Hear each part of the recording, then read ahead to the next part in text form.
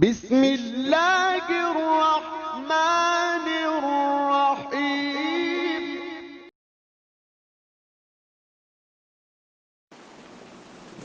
بسم اللہ الرحمن الرحیم۔ سوال کیا گیا ہے کہ عورتیں ہاتھوں میں کون سے دھات کی بنی ہوئی چوڑیاں پہن سکتی ہیں، کیونکہ یہاں ایک صاحب نے کہا ہے کہ سونا اور چاندی کے علاوہ کوئی اور دھات کی بنی ہوئی چوڑیاں پہن کر نماز پڑھنا جائز نہیں ہوگا۔